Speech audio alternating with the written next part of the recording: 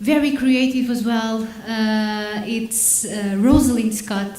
When we first approached Rosalind, she showed us very kindness and immediately said, I'm going to Portugal, wait for me. And her project, Ubuntu4Schools, connects schools from UK and South Africa, and it's very interesting. Let us know more about it, Rosalind.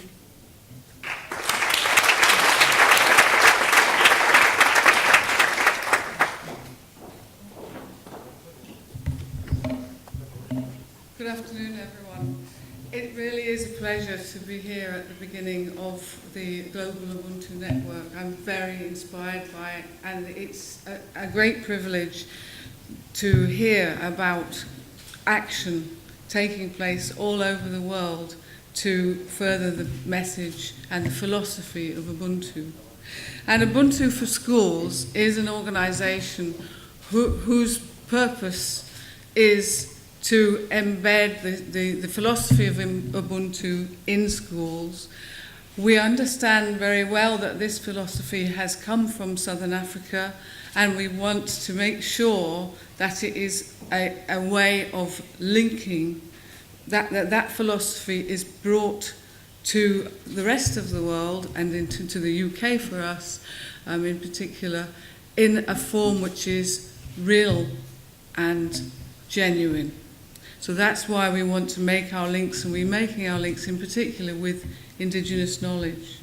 Ubuntu4Schools is part of the Grub Institute, and the Grub Institute is an organization which has dedicated itself to transforming the world. So that's a big one.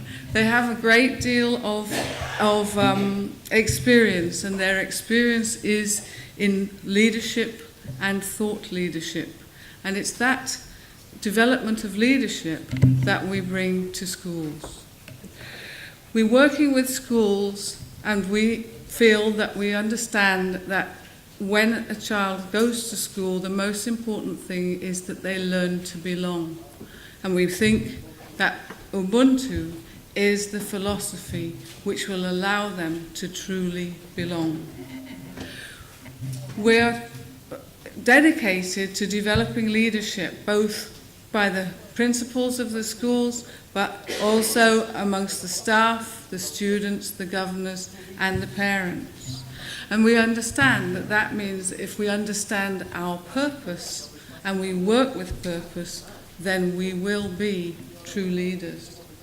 We want to make sure that schools are enabled to find the resources which are within them to make sure that there is Ubuntu in everything and that everyone is included.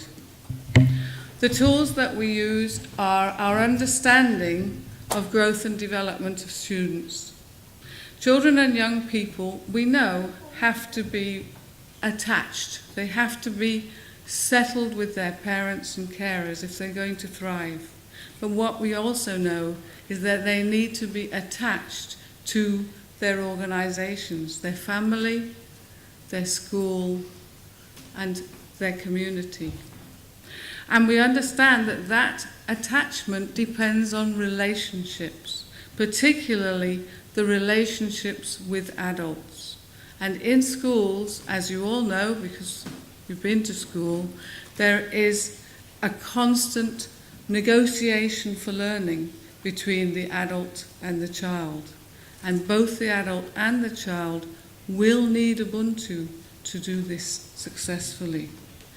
We also feel that we can help with understanding the organizational structures that frame those engagements, that allow adults and children to relate in a truly positive way with Ubuntu.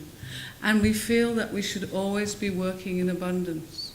The truth is that we have the resources. People are the resource.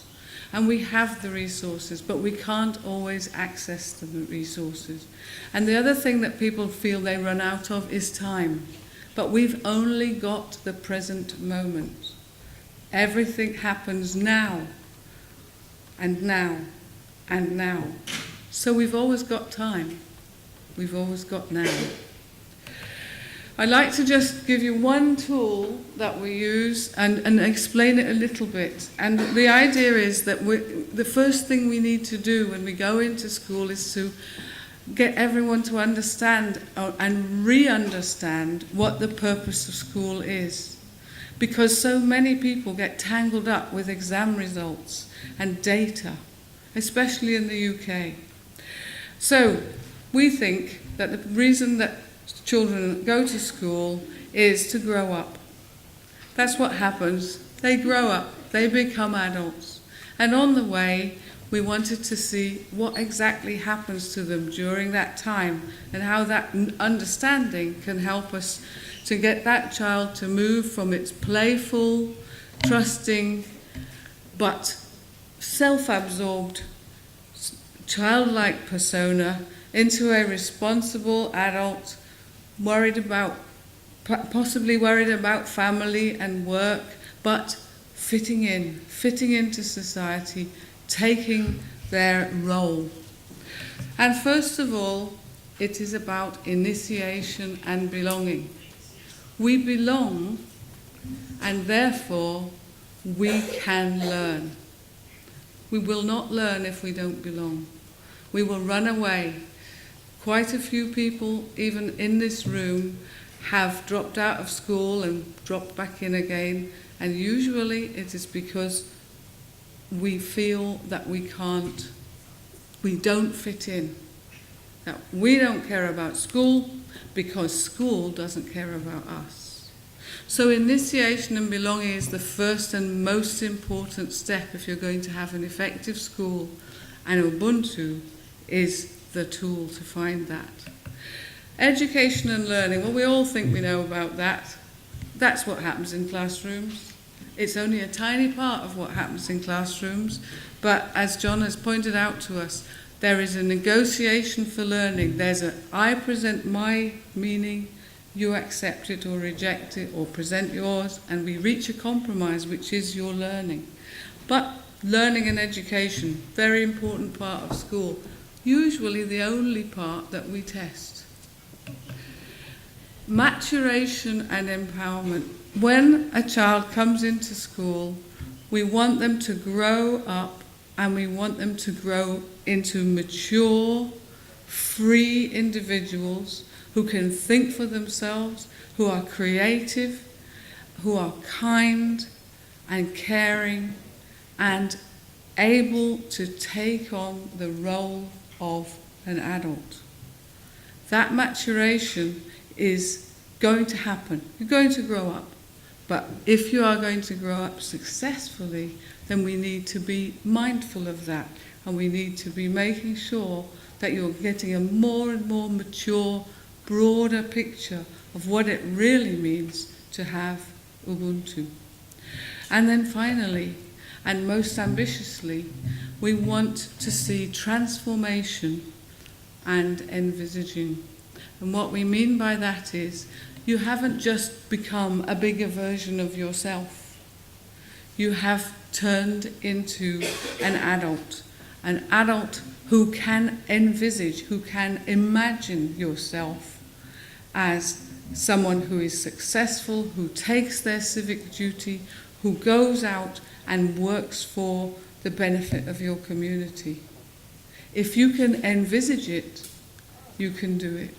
You can be it. So that's one of our most important tools that we use when we're working with schools.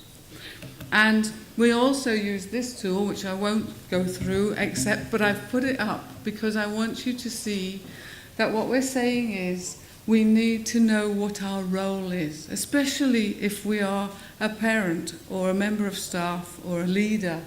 We need to know what our role is, and that role is all about the person, ourselves, and our yearnings, our context, and also the system, the purpose of the system. And if we understand that well, we will understand our role. But we will not be successful unless we have the outer lines there. Connectedness to source. To be connected is what makes you able to take your true role in whatever your organization. And to be connected means being aware of your connection to the universe, whether that is expressed by you as to God or whether it's to humanity. Connectedness is the outer boundary which shines in and allows you to take your role. Okay, in schools, actually in schools, what this means is that we go in and we do a program which is all beautifully written out for you, and that program consists of 3 years of working with Ubuntu. In the first year, we're working in school really, and what we're trying to do in the first year is find out what Ubuntu means, and make sure that the head teacher and the school members are enabled to embed Ubuntu in the school and gain the benefits of working with other schools, because normally we work with a group of schools. In the second year, the schools explore how to practice Ubuntu in the wider community. So we've got Ubuntu in our schools, our children can articulate it, our staff feel liberated and free to talk about it. Now we want to make sure that the influence spreads out to the community. And in the third year, we support the school to practice leadership within the wider community and to concentrate and focus on the well-being in that community. So that's a program. But our most important point is that we work with the emergent. We move with the times. We find out what's needed and we respond to that. We notice resources that we hadn't accessed and we make use of them. So it's a very flexible program. It can mean, it's very exciting when you see it in schools. There's a couple of links there which are to a school where it really has been taken up. It's in the curriculum, it's in the assemblies, the parents come in, the parents know how to talk about it.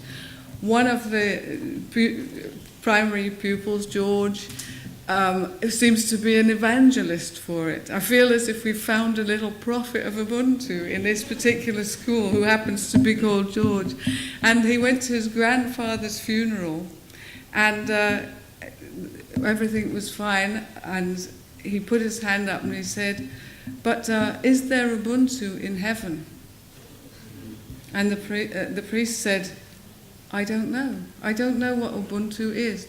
And he stood up and he explained it to the congregation. And the priest promised that he would go away and investigate. So finally, I'd just like to, of course, leave you with the students. And here are a couple of students from Dartford Bridge Primary School talking about their Ubuntu book. We're the Ubuntu leaders in Otters, and we show Ubuntu all the time. We have an Ubuntu book in our classroom that we put all our messages and moments in. We look for people who are showing Ubuntu in our class, in the playground and in the community. We have learnt about an inspirational person called Nelson Mandela who believed in Ubuntu, and in our book we have examples of sharing, helping, having respect, being caring, being good, having good friendships. We believe in Ubuntu. Thank you.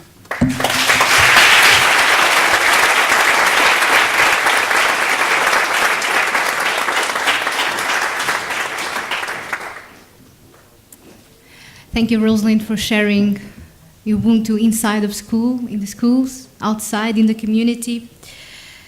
But now we move on to another organization, Jimmy Misen Foundation, a foundation that starts with a sad story, but ends up with a story of forgiveness and caring in the community.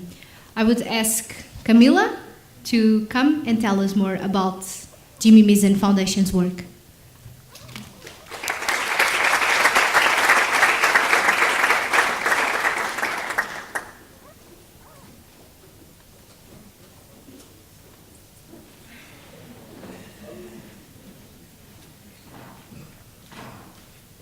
Hello. I'm not Camilla, I'm Sarah. I'm taking her job. This is Camilla and this is Simon. And we all work for the Jimmy Mizzen Foundation, based in London. So we're the only group that's come here that doesn't have the word Ubuntu in our organisation.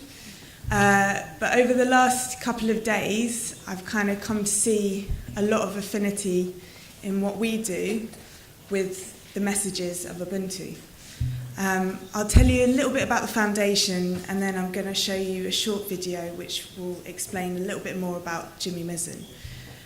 So Jimmy Mizzen was murdered in 2008, and the foundation was set up in memory of him in 2009 by his family. The day after his 16th birthday, Jimmy went to a shop. It was a local shop. It's about 5 minutes away from where his house was, and he went with his brother. And they were waiting in a queue to go get a sausage roll, and this guy called Jake comes into the shop. He pushes in front of them, in front of the queue. Jimmy, to this, says, "You could say please." Jake gets really angry. He tries to attack the brothers. The brothers push him out of the shop. Jake gets a kind of sign, smashes